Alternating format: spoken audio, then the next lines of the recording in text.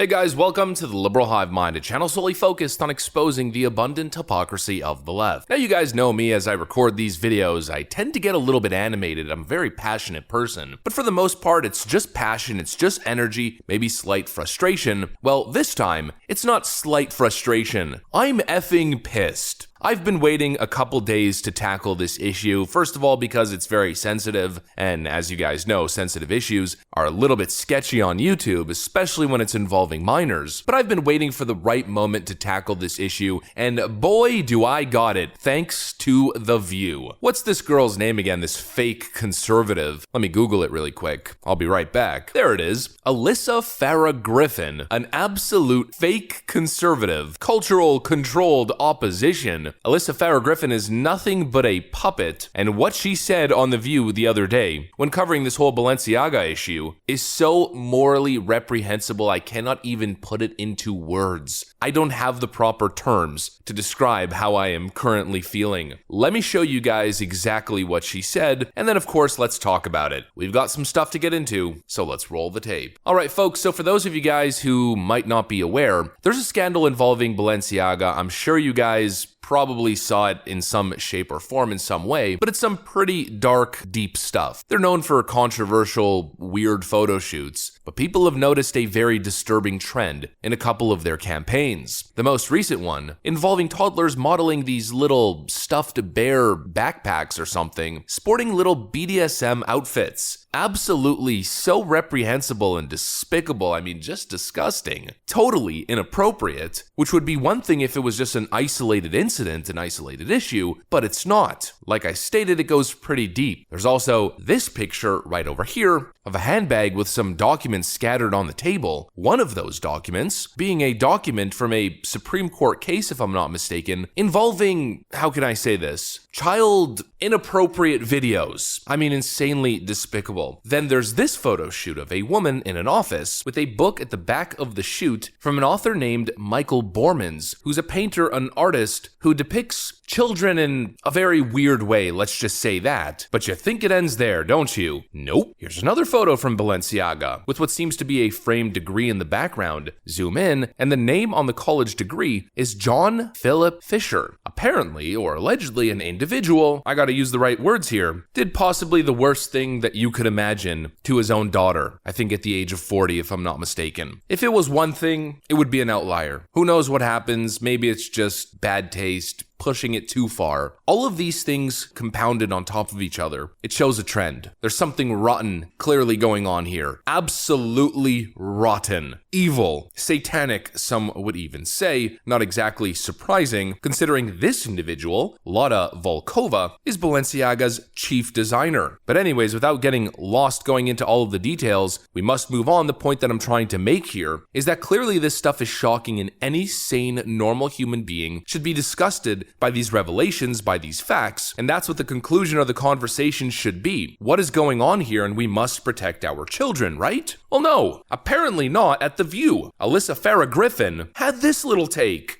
What's going on here? I found this ad campaign particularly distasteful in this moment. So there's growing anti-LGBTQ sentiment right now, and how it's being framed is as portraying, trans people as groomers. This is a term you'll hear on the far right. This is where you get the anti-drag queen stuff that we're seeing.